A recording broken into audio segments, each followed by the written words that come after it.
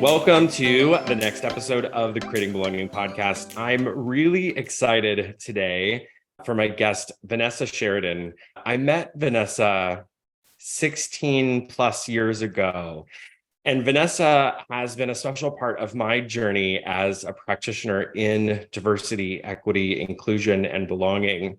It was when I was at HSBC and we engaged with Vanessa to help us build a program to facilitate transgender individuals transitioning in the workplace. I learned so much from Vanessa through that experience about transgender individuals, respectful use of language, that I've carried with me to this day. And so I'm really excited to have Vanessa here. And what's fun is that, so met Vanessa, I think it was 2008-ish, 2007, 2008.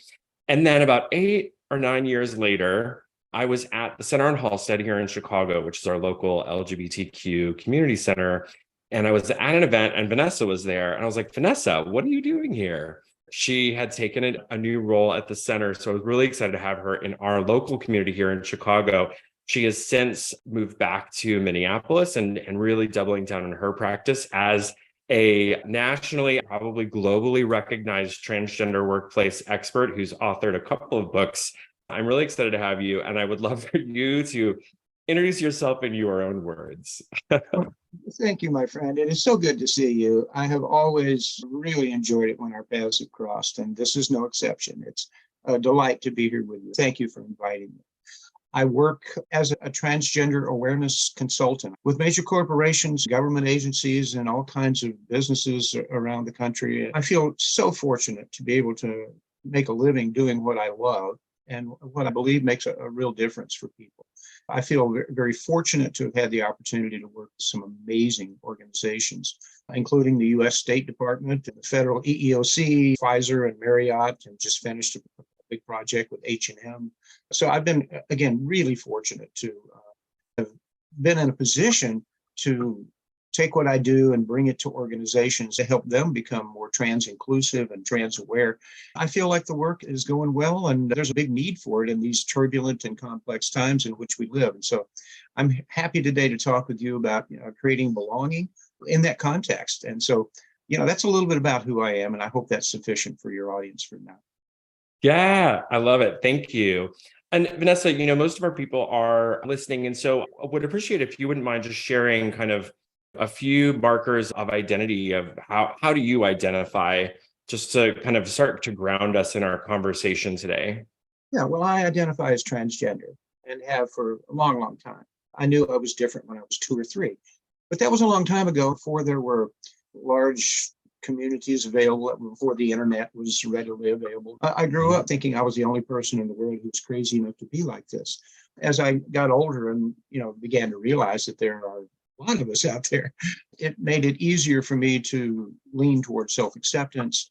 And in so doing, I found that there are a whole lot of people who simply need to be educated and made aware of what transgender is and what it isn't, and how it impacts life in our society, and certainly in our institutions like the workplace. And that's where I focus most of my attention. I just feel really fortunate to be able to do that kind of work. The work you do is amazing and so needed, especially, and I think our conversation could go a couple of directions today. And I would love to focus on your experience, share your own experience of belonging.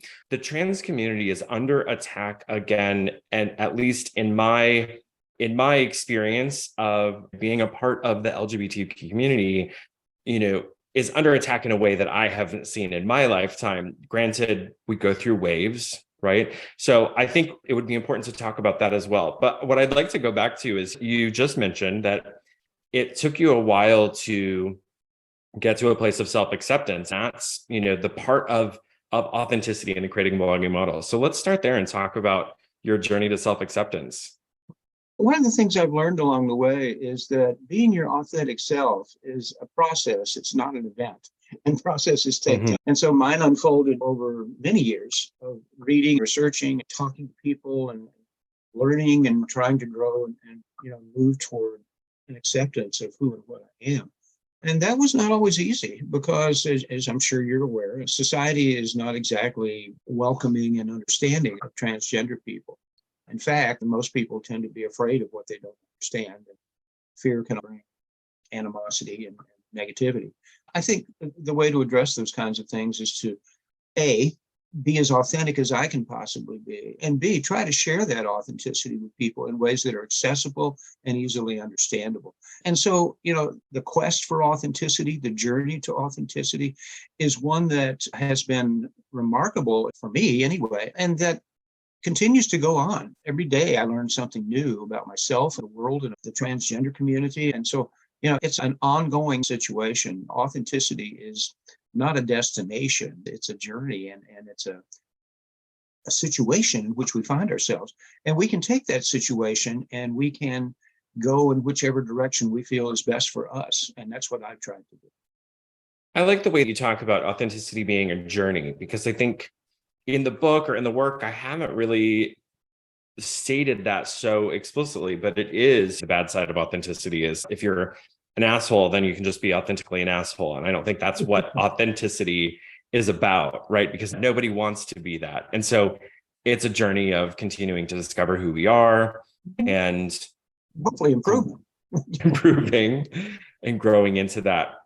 I think you have such a rich experience in your journey. Can you think of any moments in your journey that were pivotal in terms of your self-acceptance or leading to authenticity?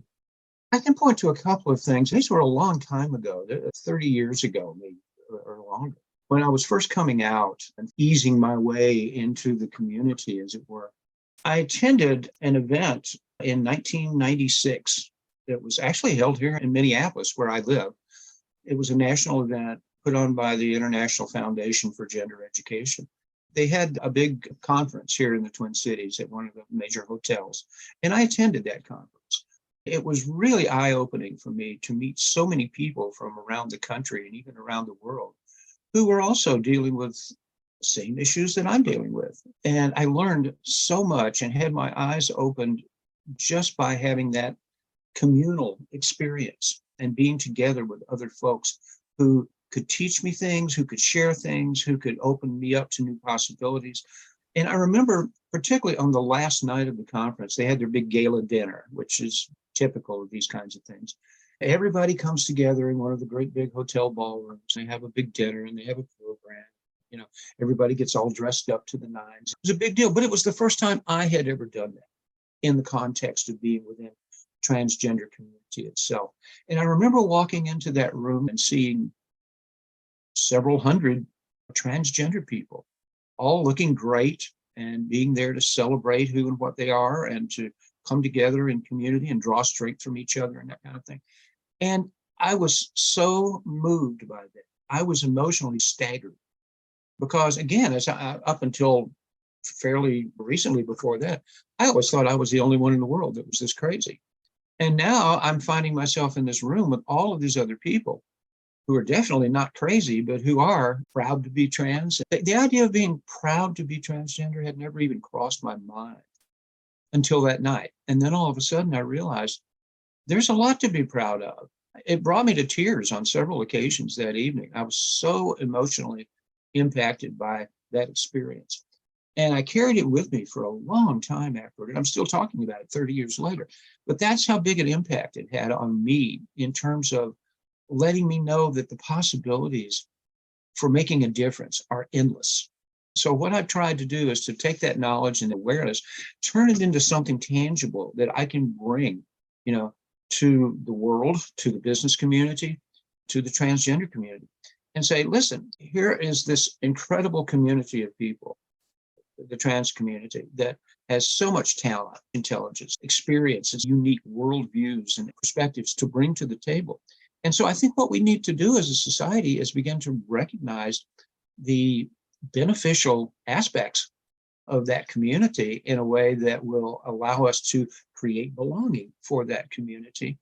Then the context of our institutional frameworks, such as the business community. That's been my focus for a long time now. It's something that I'm passionate about, something I care deeply about, and something that I'm personally invested in. It's not only my work, it's my life. And I'm very emotionally engaged with it as well as intellectually and professionally engaged. Mhm. I hope some of this is making sense. Experiences that I've had are particular times that I can look back on. The one I shared Mhm. with you back in 1996, that was a big one for me. It got me pointed in the direction that I'm on the path that I'm still on today. So that was a big deal for me. Yeah, that's amazing. So I pulled a few things out of there. One was this idea that in the book, I talk about defining community as a group of people who converge for at least one purpose. And there's a perspective of it that I haven't thought about yet that you just shone a light on, which is that as individuals, when we don't belong in our communities, when we find our tribe, when we find the community of people that share something, we can find belonging much more quickly and at the same time discover our authenticity. Yeah. I think the reason we can find our authenticity is because we're now in a situation to be supported in moving toward that authenticity because there are Mhm. others who are making that journey along with us. That Mhm. provides context, a framework for us in which we can grow and flourish and move toward that authenticity piece. Mhm. I think where you focus your work a lot, and my work of creating belonging is also focused in workplaces.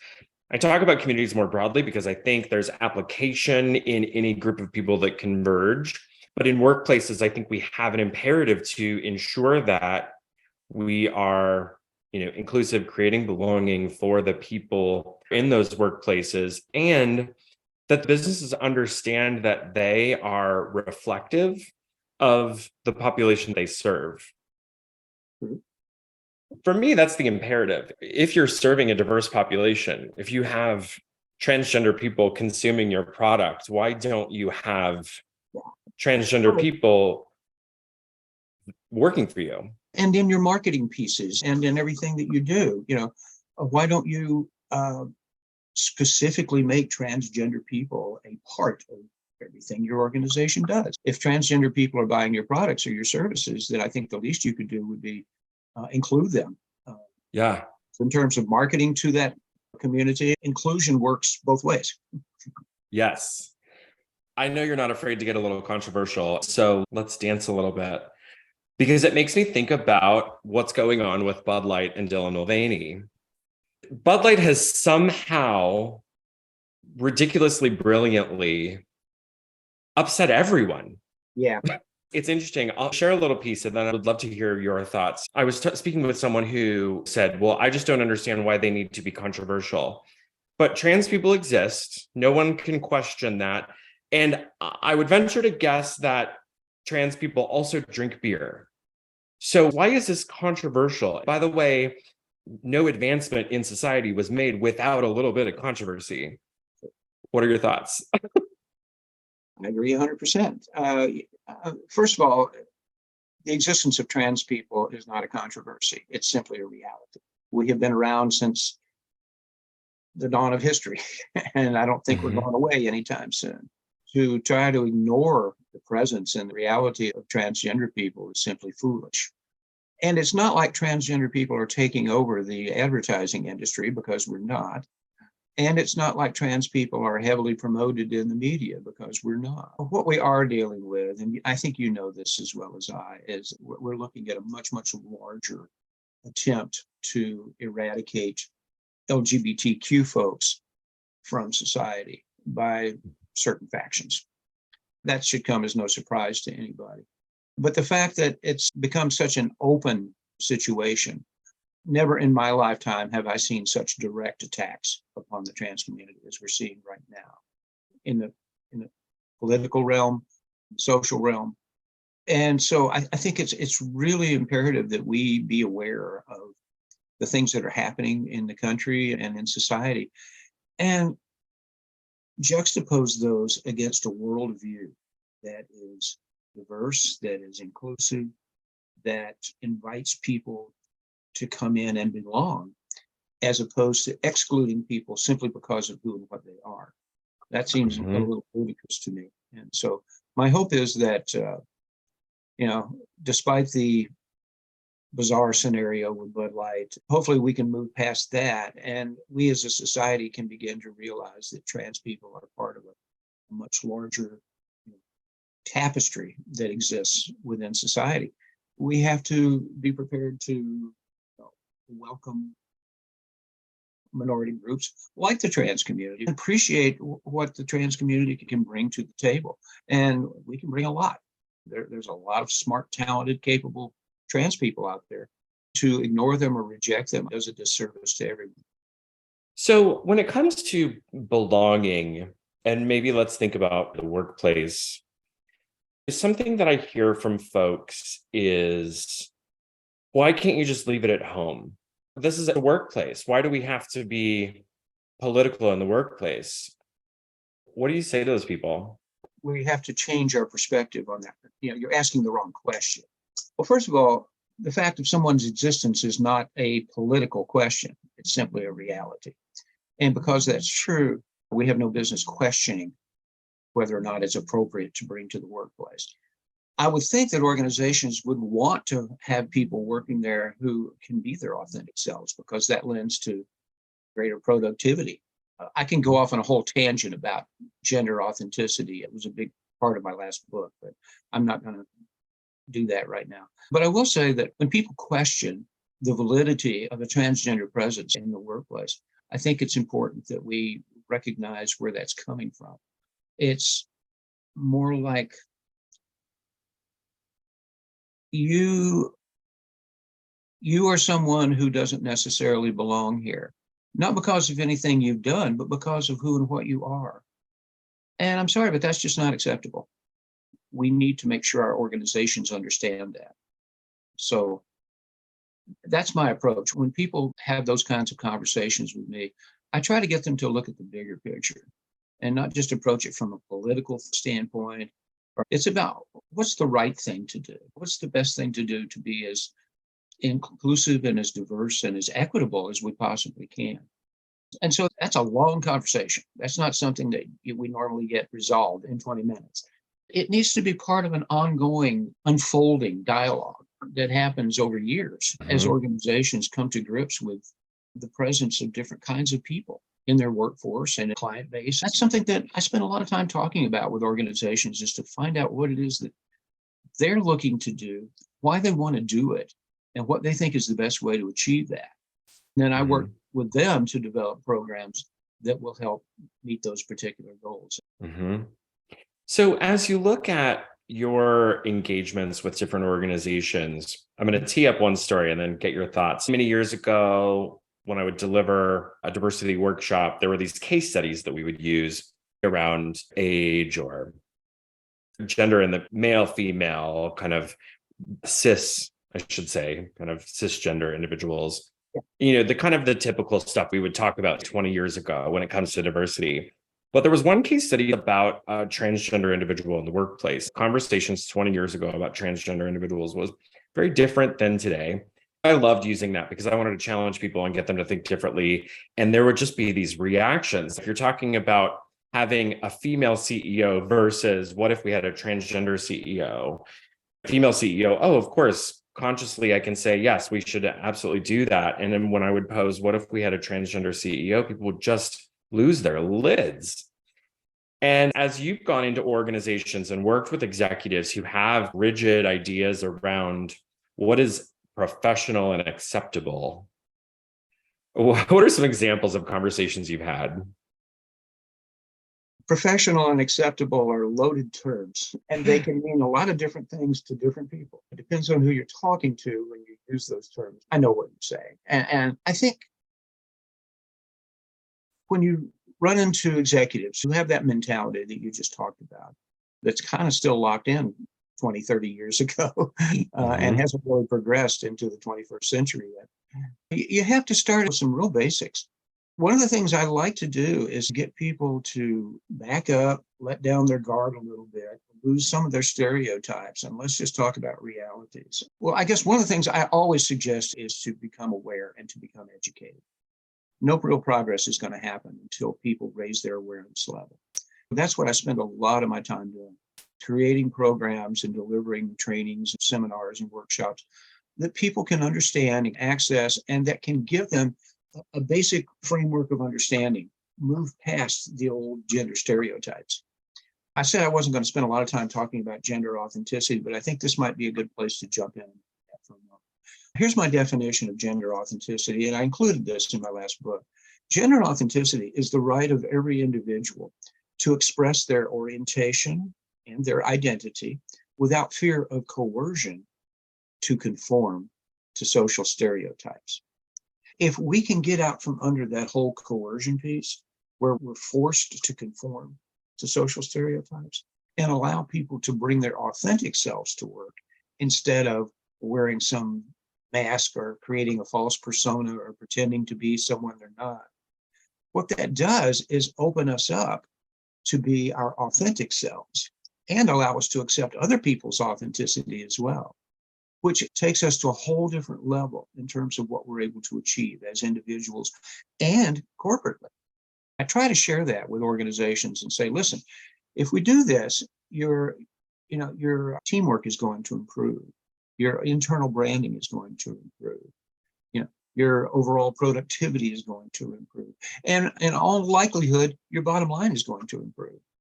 Most organizations get it when you start talking about bottom line. So I think it's a question of putting it into context and helping people understand that raising awareness and educating ourselves about this particular phenomenon is going to be beneficial. Because trans people are here, we're not going away. There are many organizations that have openly trans people working in them now.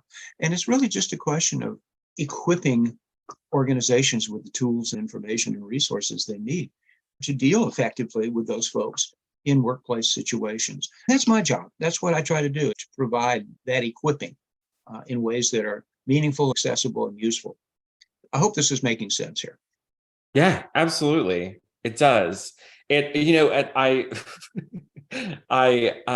couldn't help but think of, RuPaul's quote of "We're all born naked and the rest is drag." Yeah. Yeah, to a certain degree, that's true.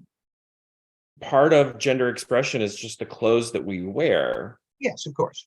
There was someone that I was debating with, and I was like, well, I don't like the shirt that you have on. That's extremely reductive, right? But I was trying to get them to understand that's what we're debating about, in part. Clothing to me is just simply an external demonstration of who we are on the inside.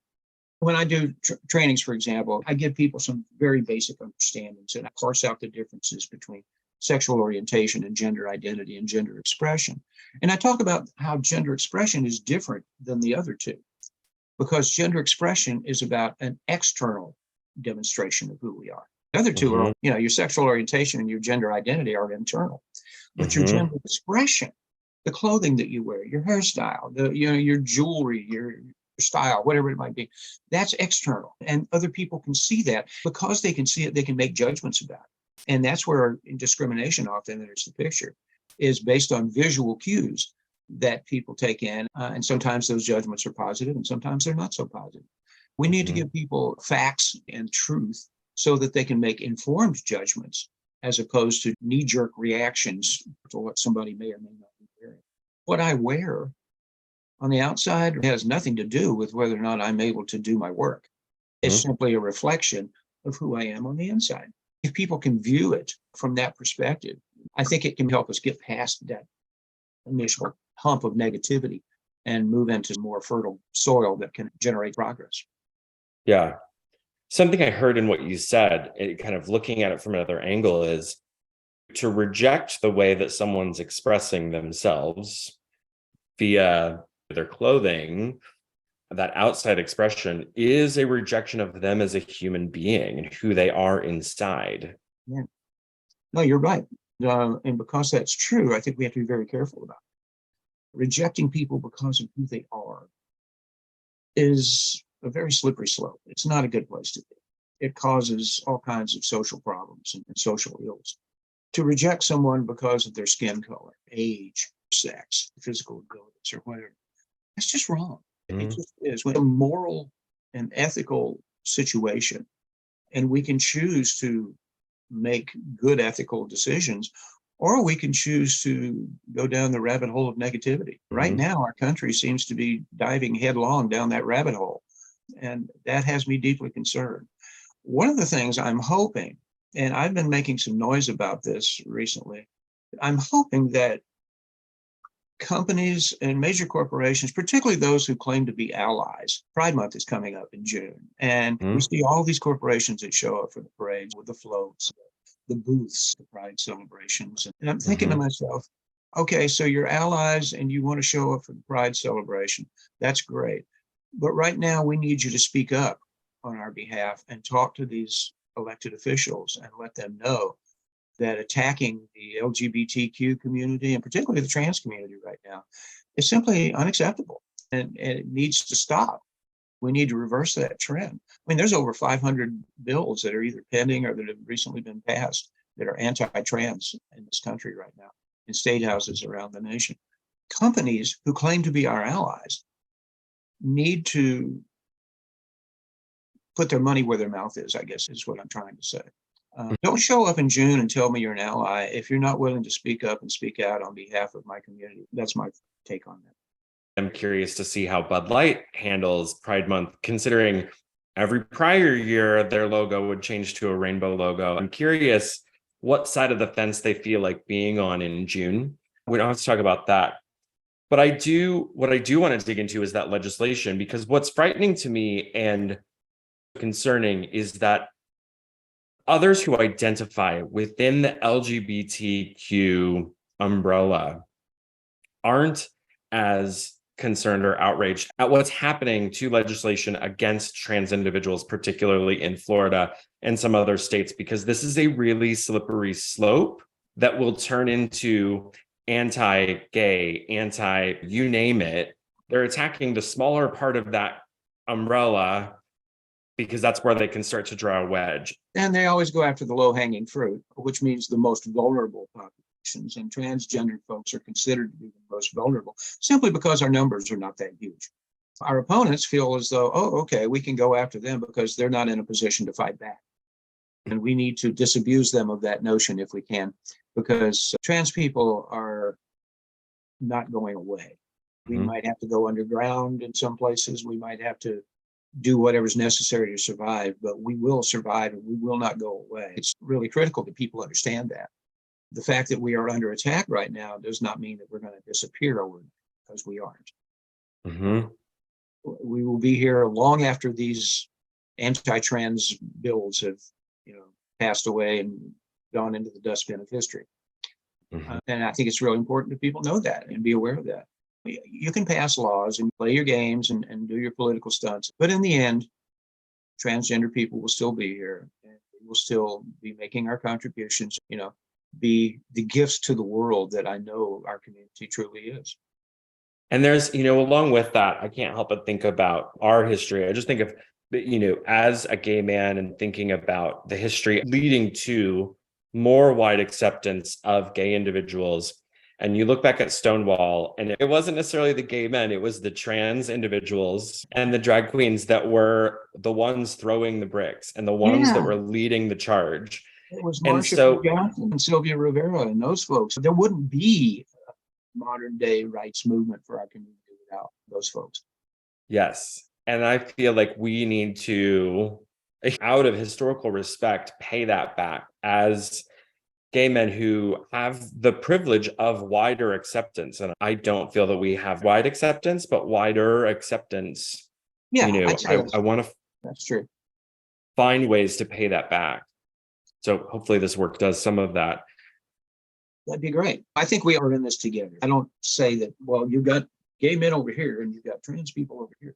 I think we're all a big community, and we need to help each other and do whatever we can to be supportive of each other.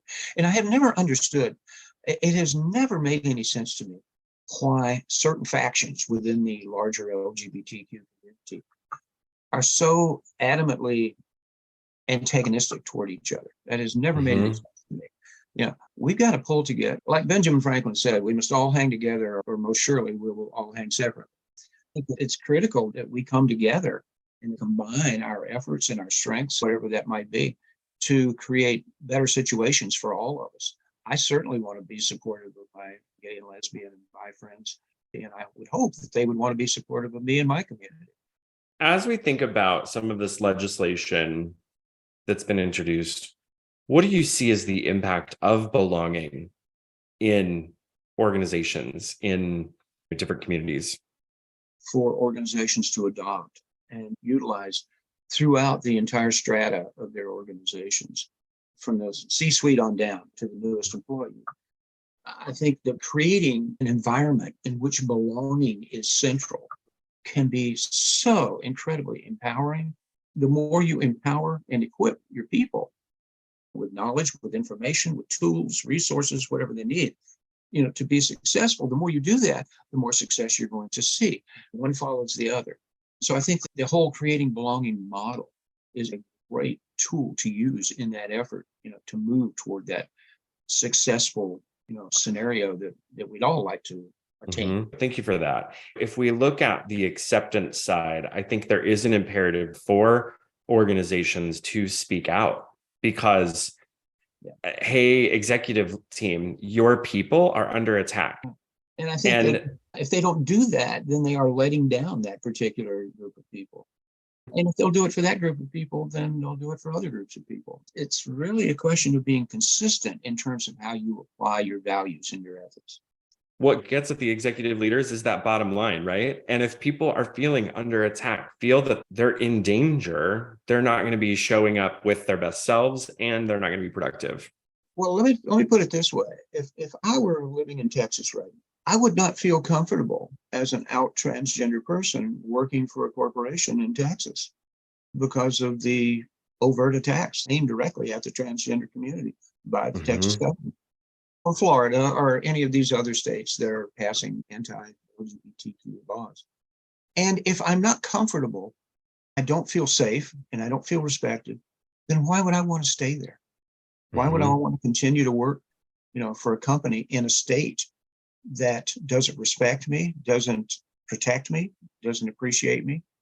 And that's why I think you and I are so fortunate to live in states like Illinois and Minnesota that have state governments that are protective of our communities. Sadly, there are a lot of states where people there are not so fortunate. I just think that we need to make companies aware that if they're not supporting their LGBTQ, workers and employees and clientele, then they are potentially endangering their ability to be as successful as they might otherwise be. Supporting your LGBTQ employees is not just changing the color of your logo for a month. Hello. I tell companies all the time, there's 11 other months out of the year when you could be flying pride flags and having celebrations and doing events. It doesn't have to always be in June. On June 30th, don't fold up the pride flags and put them in the closet for the next 11 months, okay? You can do better than that. It's just really important, I think, to continue to let your LGBTQ people know that you have their back, that they matter, and that you are willing to be supportive and create a work environment that is inclusive, respectful, and safe. I did let me just digress for a minute and talk about safety at work. I worked with a team in Chicago a couple of years ago. We did a survey in this organization. We did employee surveys and in-person interviews. We analyzed the data and came up with a number of different findings and recommendations and suggestions for the organizations. And one of the things we learned was this: 49%, almost half of the people who worked in this organization said that they did not feel emotionally or physically safe at work. I'm thinking to myself, that really ought to be a red flag. If half of your people don't feel safe at work, you've got yourself a problem. First thing you need to do is be aware that the problem exists. Secondly, you need to get serious about addressing it.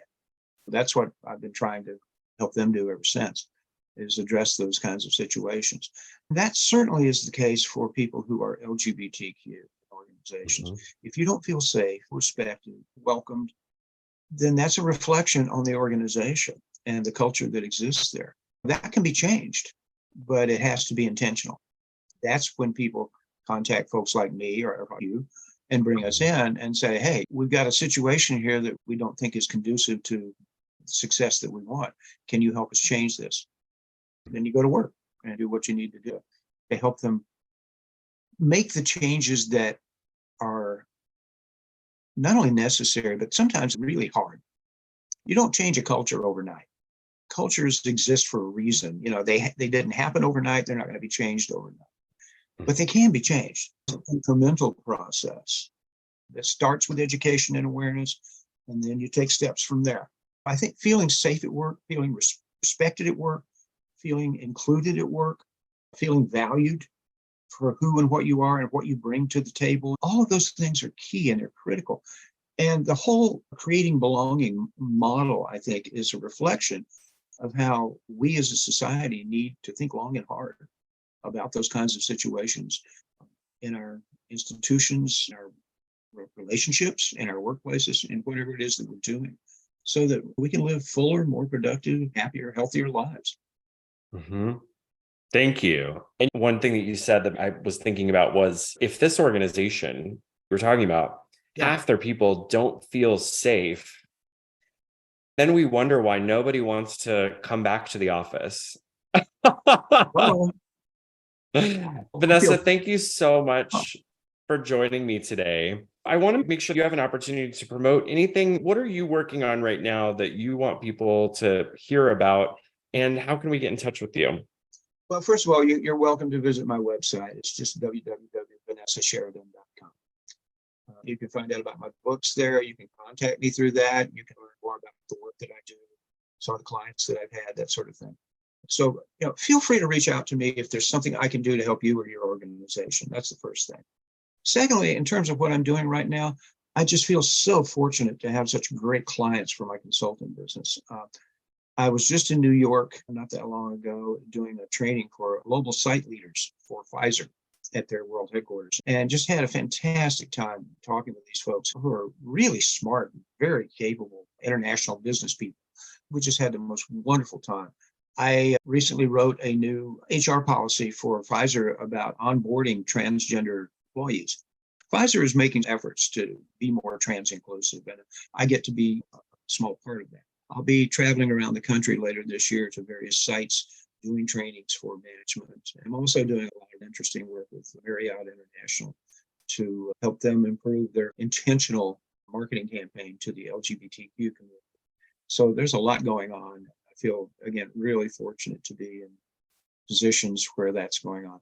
I've been working on a new book. It's been a slow process. I've been working on it for about a year now, but it's a book on personal authenticity, and kind of aligns with the conversation we've had here today. But that's something that I'm continuing to learn about. As I learn, I like to write because it helps me process things. Hopefully that'll end up turning into a new book as well one of these days. So those are a couple of the things that I've got going on. And again, I'm just one of the luckiest trans people on the planet. I love what I do. I've been doing it for a long time. And I want to keep doing it because I know that it makes a difference. As I look around, I see the incredible need for raising awareness and educating people. And that's where I plant my flag and try to make a difference. I'll just keep doing that for as long as I can. Vanessa, you say you're the luckiest trans person on the planet, but I think the planet is lucky to have you and the work you're doing. Thank you for all of the necessary work. And I want to continue helping you in whatever way I can. So thank you so much. And we'll see you all again on another episode.